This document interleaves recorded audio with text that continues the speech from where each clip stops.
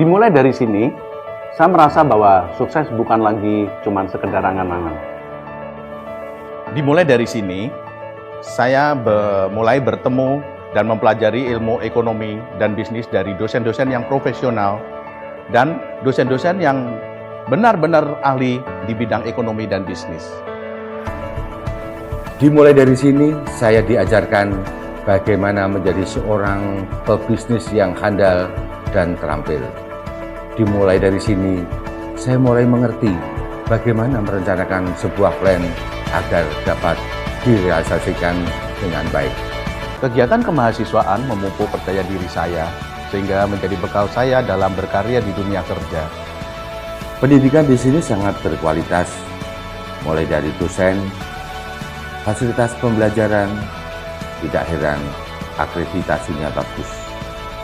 Sukses kami dimulai dari sini. Sukses kami dimulai dari sini. Sukses kami dimulai dari sini.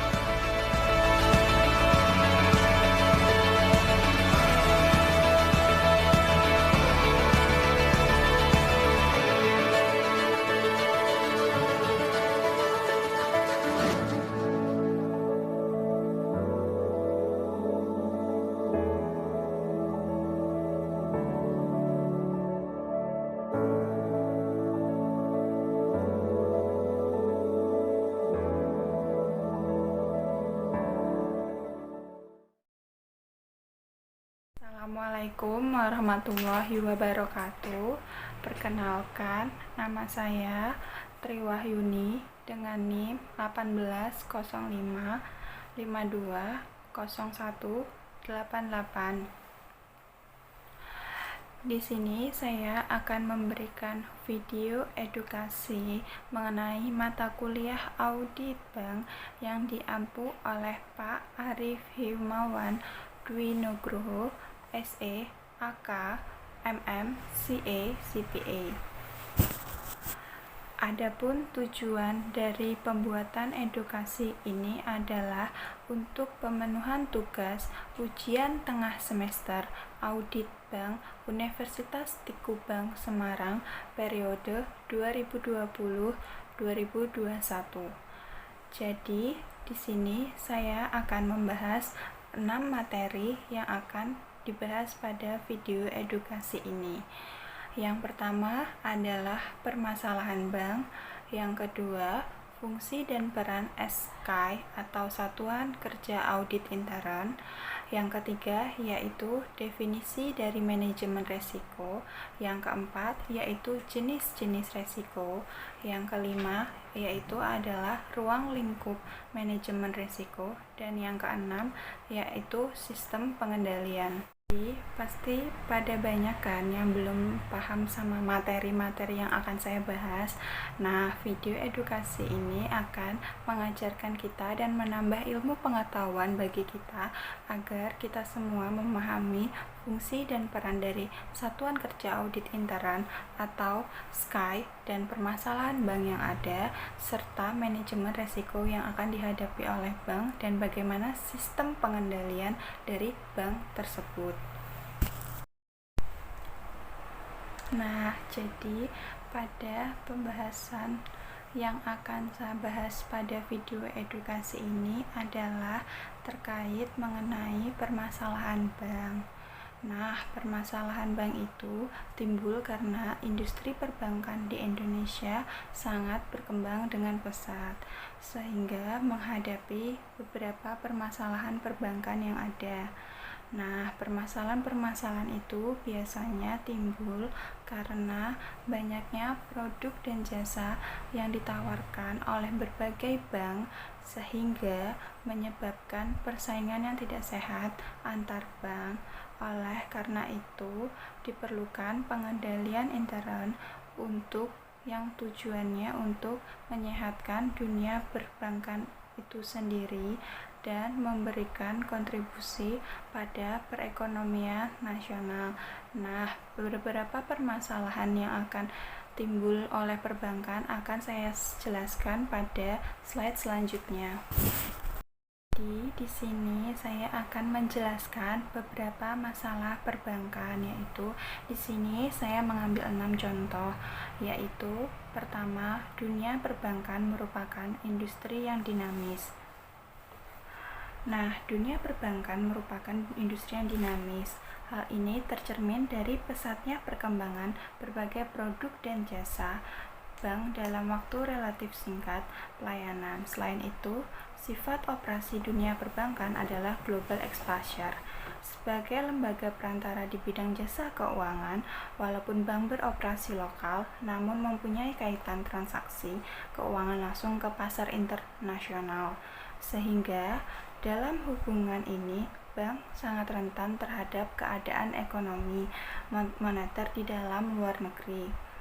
Oleh karena itu, bank-bank di Indonesia dituntut agar tidak ketinggalan dalam menghadapi perkembangan produk dan pelayanan serta mengantisipasi sifat global exposure ini.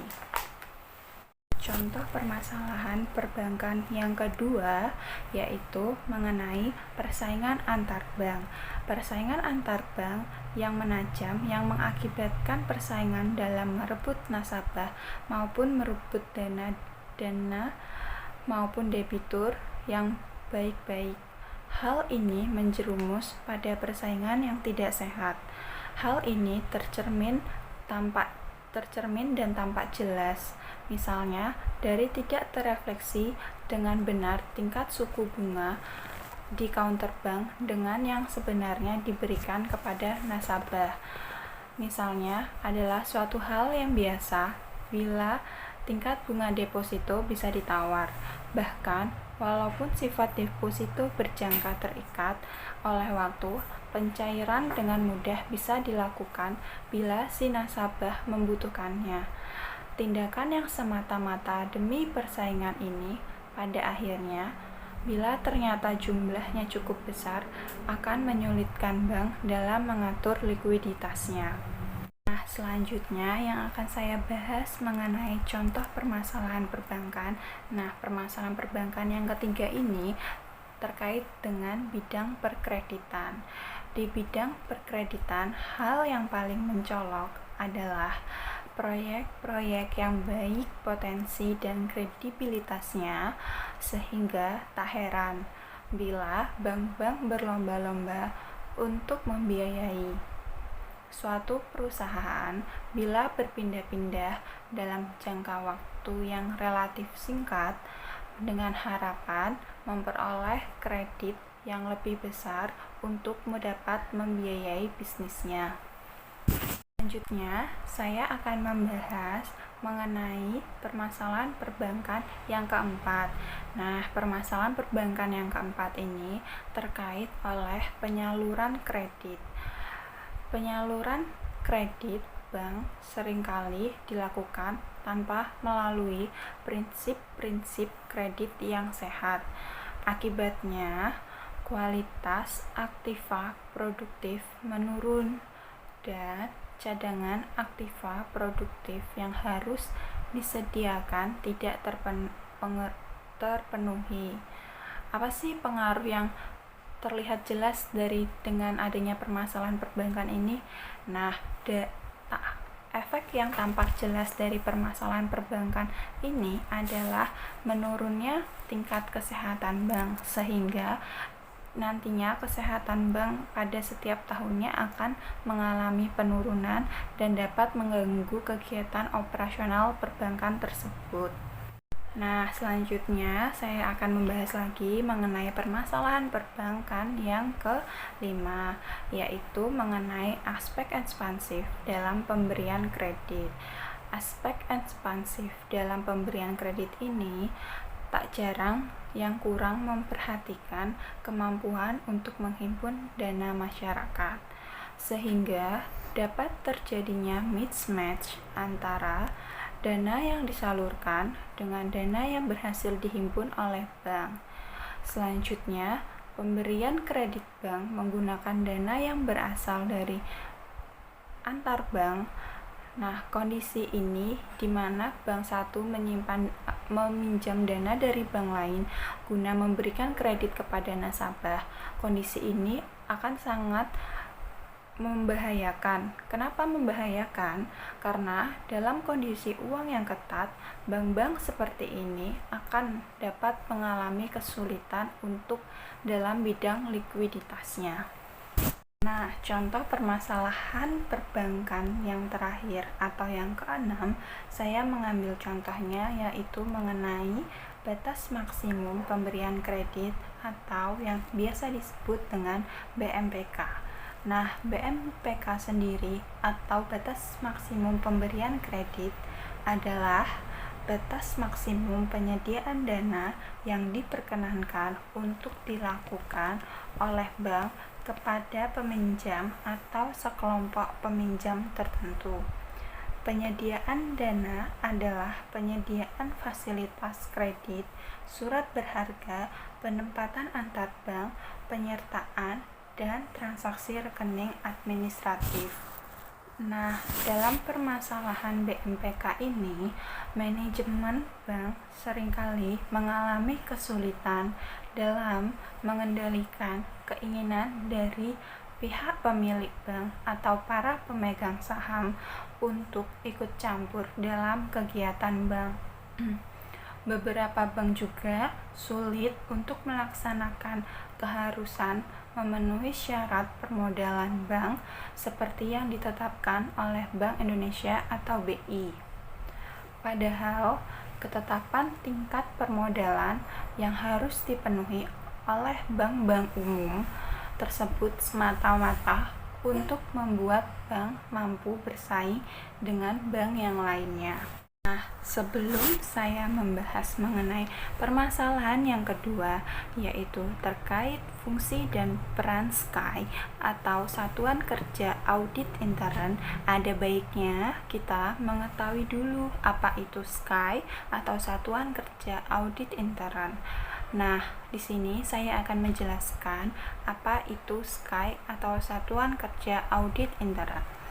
Satuan Kerja Audit Intern merupakan bagian dari struktur pengendalian intern dan merupakan segala bentuk kegiatan yang berhubungan dengan audit dan pelaporan hasil audit mengenai terselenggaranya struktur pengendalian secara terkoordinasi dalam tingkatan manajemen bank. Selanjutnya, saya akan mengenai Satuan Kerja Audit Intern atau SKAI dipimpin langsung oleh Kepala Satuan Kerja Audit Intern yang diangkat dan diberhentikan oleh Direktur Utama dengan persetujuan Dewan Audit dan dilaporkan ke Bank Indonesia. Nah, selanjutnya juga Satuan Kerja Audit Intern atau SKAI dalam pelaksanaan fungsinya terdiri dari beberapa auditor atau para auditor yang memiliki pendidikan dan pengalaman yang sama dan yang memadai sesuai dengan norma profesionalisme yang berlaku.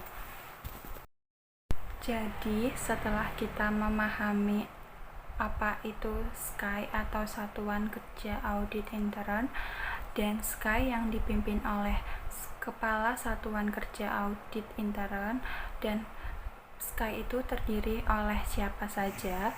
Nah, oleh karena itu kita akan selanjutnya membahas mengenai peran dan fungsi SKAI atau Satuan Kerja Audit Intern.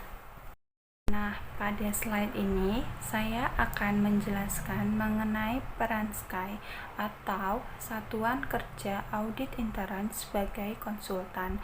Di dalam slide ini terdapat 3 peran SKAI sebagai konsultan. Nah, dijelaskan satu-satu ya.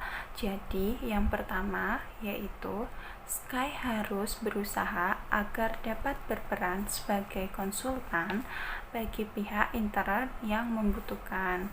Nah, yang kedua yaitu memberikan tanggapan atas proposal kebijakan atau sistem dan prosedur yang baru tersebut telah dimasukkan ke aspek pengendalian sehingga tercapainya tujuan secara efektif dan secara efisien juga.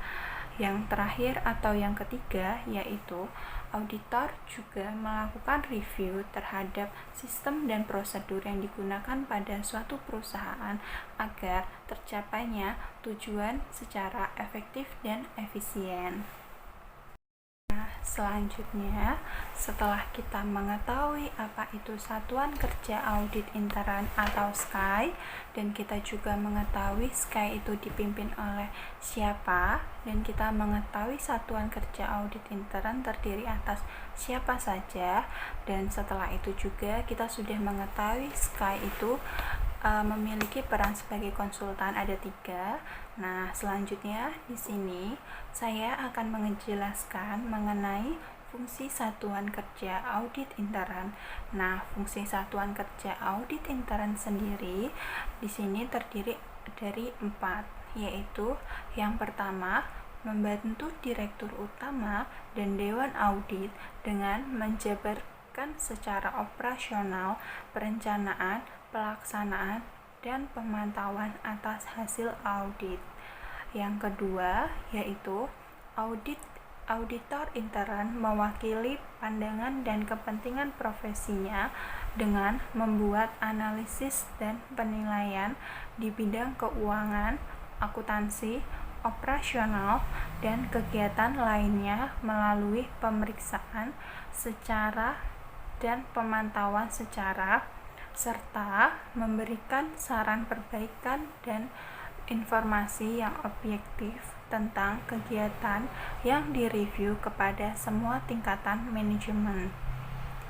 Yang ketiga yaitu SKAI atau Satuan Kerja Audit Intern harus mampu mengidentifikasikan segala kemungkinan untuk memperbaiki dan meningkatkan efisiensi penggunaan sumber daya dan dana serta meningkatkan kegiatan yang ada di bank tersebut.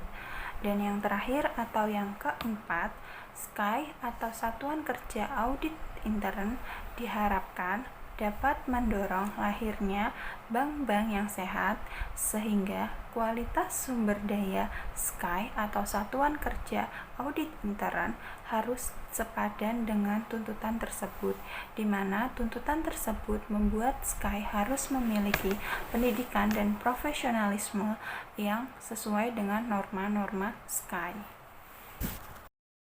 Selanjutnya, saya di sini akan menjelaskan mengenai manajemen resiko bank.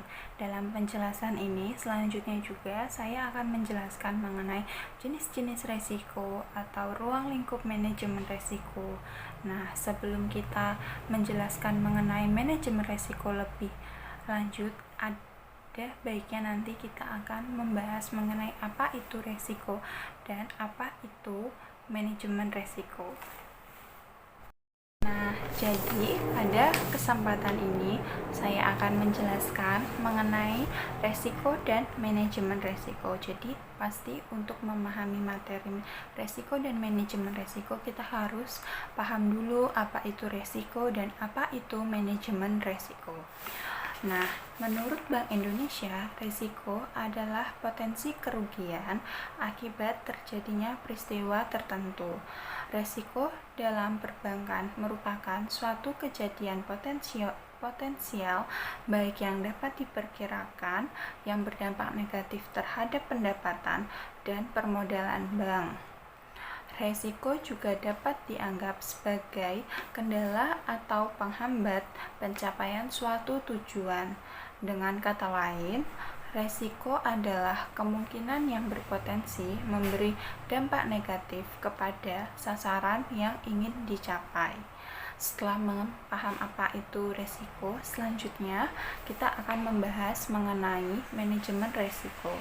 Nah, Bank Indonesia menyatakan bahwa esensi dari penerapan manajemen resiko adalah kecukupan prosedur dan metodologi pengelolaan resiko sehingga kegiatan usaha bank tetap dapat terkendali pada batas atau unit yang dapat diterima serta dapat menguntungkan pihak bank. Nah, setelah saya memberikan penjelasan mengenai resiko dan manajemen resiko, pastikan sudah pada paham apa itu resiko dan apa itu manajemen resiko. Selanjutnya di sini saya akan membahas mengenai jenis-jenis resiko. Jenis resiko yang ada yaitu 8 jenis resiko.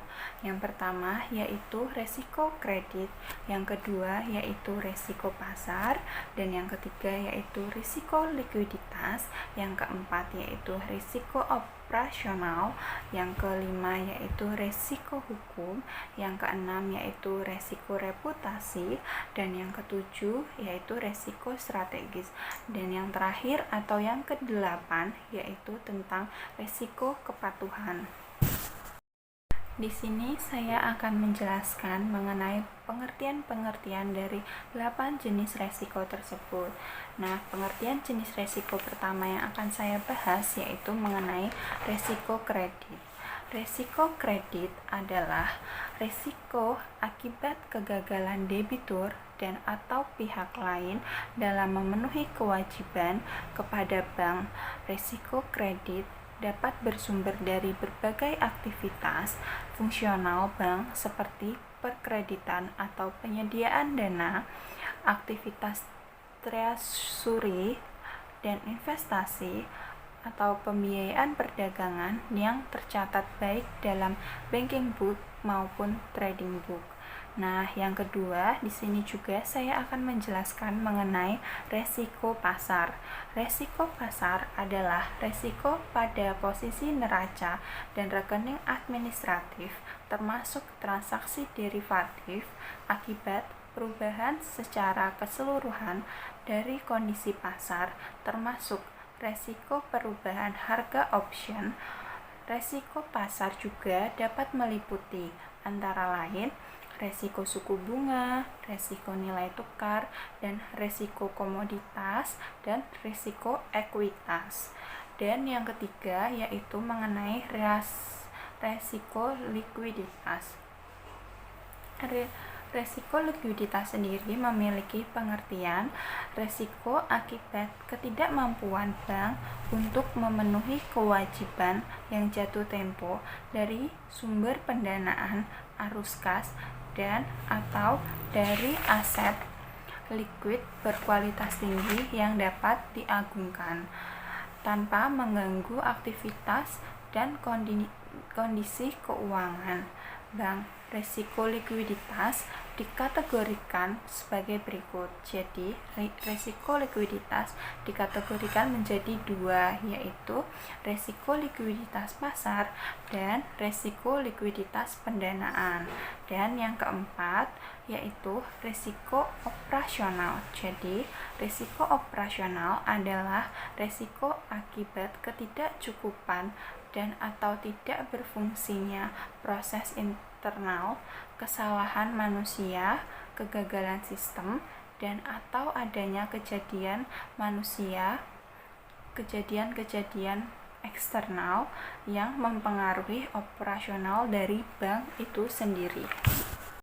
Nah, selanjutnya setelah menjelaskan 4 resiko awal, di sini saya akan menjelaskan 4 resiko akhir, yaitu yang kelima, resiko hukum. Apa sih resiko hukum itu? Nah, resiko hukum sendiri merupakan resiko akibat tuntutan hukum dan atau kelemahan aspek yuridis. Maksudnya apa? Penyebab resiko hukum antara lain peraturan perundang-undangan yang mendukung tidak tersedia, perikatan seperti syarat keabsahan kontrak tidak kuat, dan pengikatan agunan tidak sempurna. Selanjutnya yang keenam yaitu mengenai resiko reputasi. Resiko reputasi adalah resiko akibat menurunnya tingkat kepercayaan stakeholder yang bersumber dari persepsi negatif terhadap bank. Nah, persepsi negatif ini biasanya timbul karena banyaknya permasalahan yang timbul pada bank tersebut, sehingga dapat menimbulkan persepsi negatif dari pihak pemegang saham atau pihak masyarakat, sehingga pada resiko ini adanya krisis kepercayaan dari pihak-pihak eksternal terhadap bank tersebut. Dan yang ketujuh yaitu resiko strategis.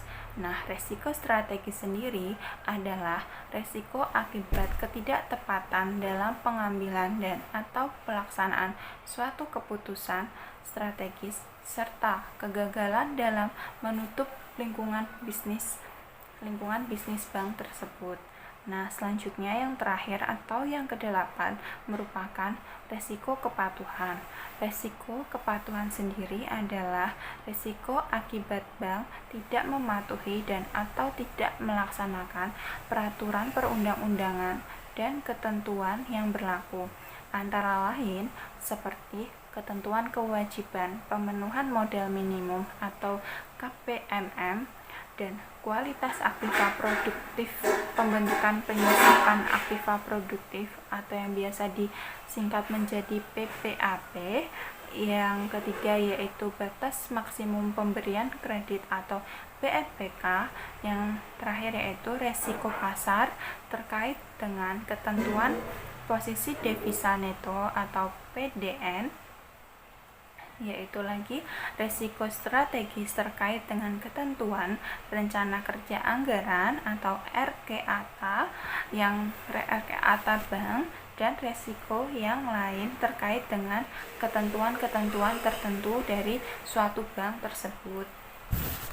Setelah kita mengetahui apa itu resiko, manajemen resiko, dan jenis-jenis resiko, sekarang saya akan menjelaskan mengenai ruang lingkup dari manajemen risiko sendiri. Nah, bank itu wajib menerapkan manajemen risiko secara efektif, baik untuk bank secara individu maupun untuk bank secara konsolidasi dengan perusahaan anak.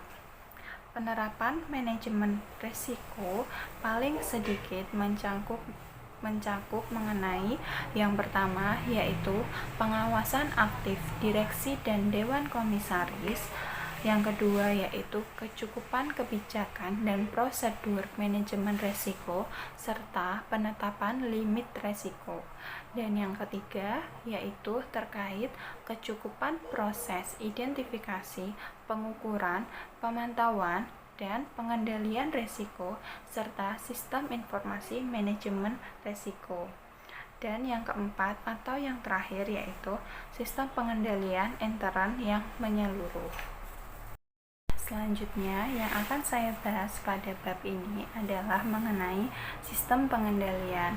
Sistem pengendalian sendiri merupakan suatu mekanisme pengawasan yang ditetapkan oleh manajemen bank secara berkesinambungan guna yang pertama yaitu menjaga dan mengamankan harta kekayaan bank, yang kedua yaitu menjamin tersedianya laporan yang lebih akurat, dan yang ketiga yaitu meningkatkan kepatuhan terhadap ketentuan yang berlaku, yang keempat yaitu mengurangi dampak keuangan atau dampak kerugian penyimpangan termasuk fraud dan pelanggaran aspek kehati-hatian. Yang kelima yaitu meningkatkan efektivitas organisasi dan meningkatkan efisiensi biaya. Nah, pasti dari kita pada bertanya-tanya, apa sih tujuan dari sistem pengendalian itu? Kenapa dibutuhkan dalam suatu perusahaan atau suatu perbankan? Karena pada mata kuliah ini adalah audit bank. Jadi, sistem pengendalian intern itu memiliki tujuan antara lain untuk menjamin bahwa semua kegiatan usaha bank telah dilaksanakan sesuai dengan ketentuan dan peraturan perundang-undangan. Itu yang pertama. Dan yang kedua yaitu untuk menjamin terjadinya laporan yang lengkap, akurat, tepat guna, dan tepat waktu dalam rangka pengambilan keputusan oleh pihak manajemen atau pihak yang lainnya yang memiliki kepentingan atas pengambilan keputusan tersebut. Dan yang ketiga yaitu untuk meningkatkan efektivitas dan efisiensi terhadap penggunaan aset dan sumber daya lainnya dalam rangka melindungi bank dari risiko kerugian yang timbul atas kegiatan operasional bank. Dan yang keempat atau yang terakhir adalah tujuan sistem pengendaliannya untuk mengidentifikasi kelemahan dan menilai penyimpangan secara dini serta menilai kembali kewajaran, kebijakan, dan prosedur yang ada di bank secara berkesinambungan. Selanjutnya, saya akan menjelaskan mengenai sistem pengendalian intern dalam penerapan manajemen risiko. Nah, bank itu wajib melaksanakan sistem pengendalian intern secara efektif terhadap pelaksanaan kegiatan usaha dan operasional pada seluruh jenjang organisasi bank. Nah, dalam pelaksanaan sistem pengendalian intern, paling sedikit mampu secara tepat waktu mendeteksi kelemahan dan yang penyimpangan-penyimpangan yang akan terjadi di masa mendatang. Ya, sistem pengendalian intern wajib memastikan yaitu yang pertama, sistem pengendalian intern dalam penerapan manajemen risiko paling sedikit mencangkup mengenai yaitu yang pertama, kesesuaian sistem pengendalian intern dengan jenis dan tingkat risiko yang melekat pada kegiatan usaha bank. Dan yang kedua yaitu penetapan wewenang dan tanggung jawab untuk pemantauan kepatuhan kebijakan dan prosedur manajemen risiko serta penetapan limit risiko. Dan yang ketiga yaitu penetapan jalur pelaporan dan pemisahan fungsi yang jelas dari satuan kerja operasional kepada satuan kerja yang melaksanakan fungsi pengendalian. Dan yang keempat yaitu struktur organisasi yang menggambarkan secara jelas kegiatan usaha bank. Dan yang kelima yaitu pelaporan kerugian keuangan dan kegiatan operasional yang akurat dan tepat waktu. Nah, selanjutnya yang keenam yaitu kecukupan prosedur untuk memastikan kepatuhan bank terhadap ketentuan dan perundang-undangan. Yang ketujuh yaitu kajian ulang yang efektif, independen, dan objektif terhadap prosedur penilaian kegiatan operasional bank. Yang kedelapan yaitu pengujian dan kaji ulang yang memadai terhadap sistem informasi manajemen risiko.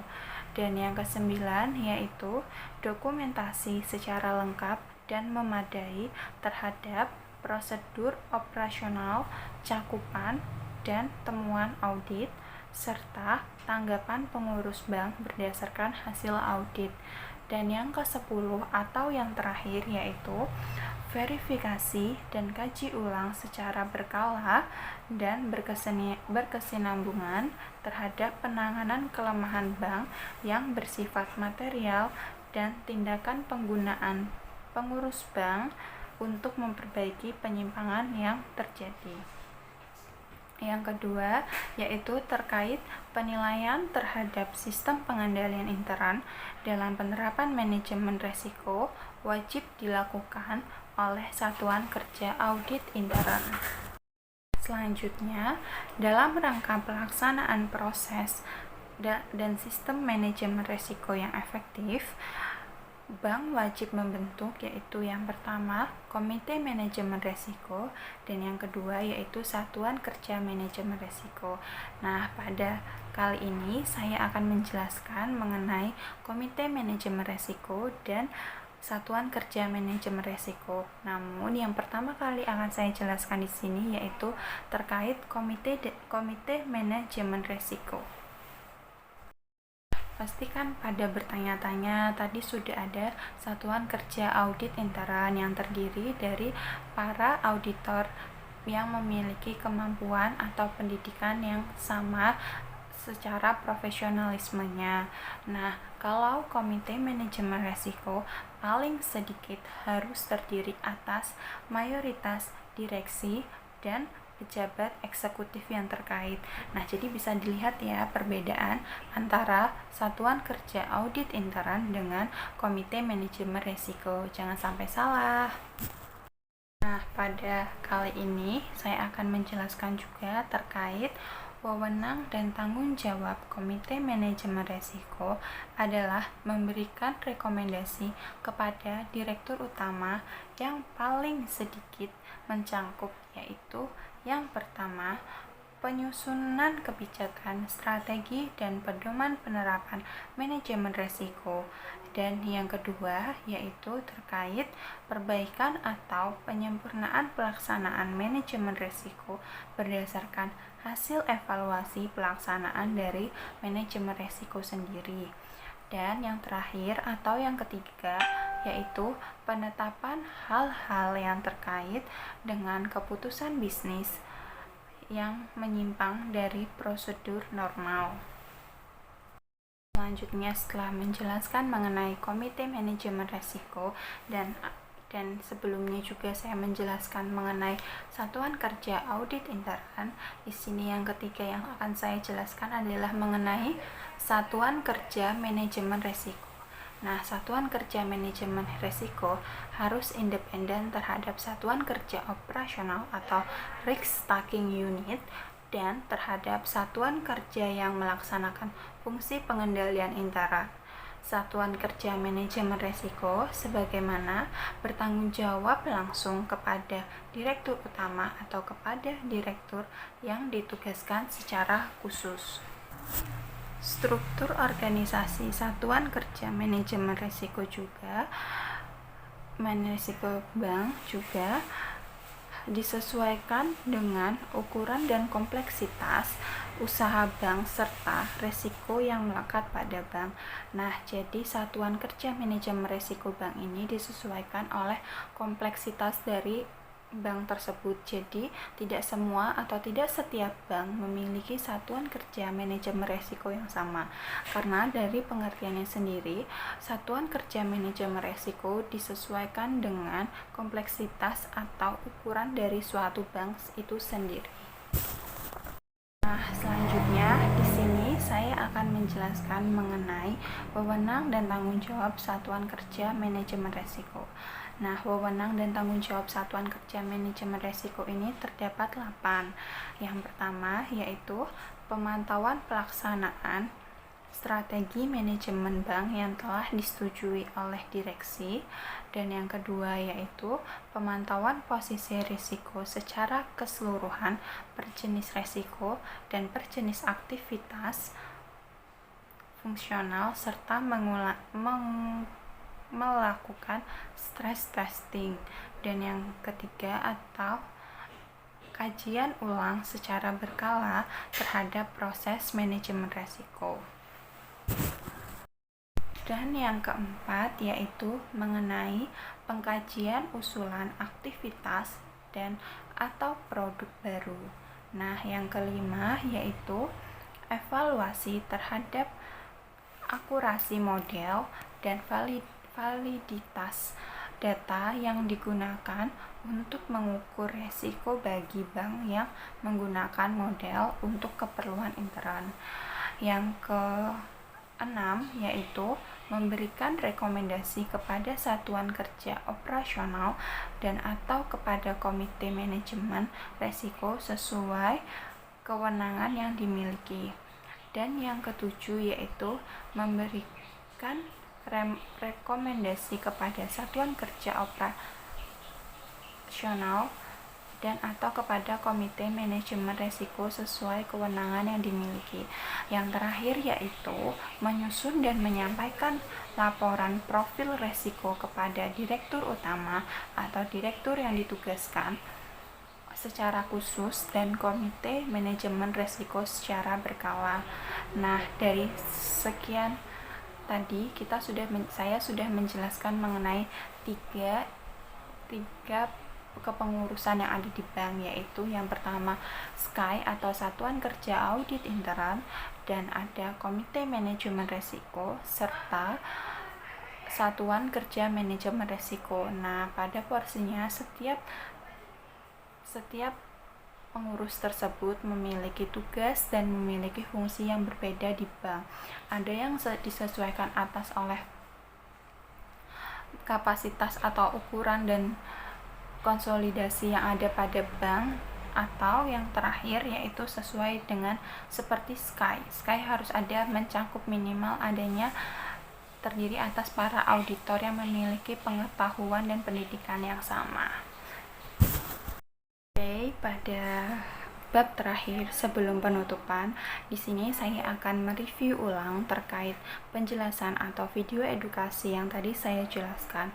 Yang pertama yaitu di mana saya menjelaskan terkait permasalahan bank, di mana saya menjelaskan 6 permasalahan bank. Ada yang terkait mengenai penyaluran kredit atau batas maksimum pemberian kredit, di mana manajemen tidak bisa mengatur batas maksimum untuk para pemilik saham atau kepada para pemilik bank tersebut. Dan yang kedua yaitu tentang Satuan Kerja Audit Intern, di mana sudah saya jelaskan bahwa SKY itu dipimpin langsung oleh Kepala Satuan Kerja Audit Intern yang diangkat dan diberhentikan oleh Direktur Utama, dan SKY juga terdiri atas para auditor yang memiliki kemampuan dan pendidikan yang sama sehingga dapat mengaudit suatu bank dan membantu dan memiliki peran dan fungsi kepada bank, yaitu peran sebagai konsultan dan fungsi intern terhadap bank itu sendiri. Nah, setelah itu saya juga menjelaskan mengenai resiko. Nah, kalau kita mengulas kembali, resiko merupakan potensi kerugian akibat peristiwa tertentu. Nah, penerapan dari manajemen resiko adalah kecukupan prosedur dan metodologi pengelolaan resiko sehingga kegiatan usaha bank tetap dapat terkendali pada batas atau limit yang dapat diterima serta menguntungkan bank. Jenis resiko yang mencakup resiko kredit, yaitu resiko kredit, resiko pasar, resiko likuiditas, dan resiko operasional, resiko hukum, resiko reputasi, dan resiko strategis, dan resiko kepatuhan. Serta di dalam manajemen resiko terdapat ruang lingkup, salah satunya yaitu pengawasan aktif direksi dan dewan komisaris, dan ada juga kecukupan kebijakan dan prosedur manajemen resiko, serta penetapan limit resiko, dan yang ketiga yaitu kecukupan proses identifikasi, pengukuran, pemantauan, dan pengendalian resiko, serta sistem informasi manajemen resiko, dan yang terakhir yaitu sistem pengendalian intern yang menyeluruh. Nah, terdapat juga sistem pengendalian intern yang dapat membantu jalannya penerapan manajemen resiko. Nah, jadi sistem pengendalian itu ada guna untuk penerapan manajemen resiko agar suatu bank dapat terhindar dari beberapa resiko yang ada. Nah, resiko tadi itu contohnya seperti tadi resiko ke-8 resiko tersebut, antara resiko kredit, resiko pasar, atau resiko likuiditas. Nah, di dalam manajemen resiko juga terdapat komite manajemen resiko dan satuan kerja manajemen resiko seperti yang telah saya bahas pada slide-slide sebelumnya. Semoga sekian presentasi saya atas video edukasi ini. Semoga video edukasi ini dapat menambah ilmu pengetahuan kita dan agar dapat berkembang secara ke depannya. Mohon maaf apabila terdapat kekurangan materi atau banyak ada salah kata atau kurangnya penjelasan dari saya. Sekian presentasi saya. Wassalamualaikum warahmatullahi wabarakatuh.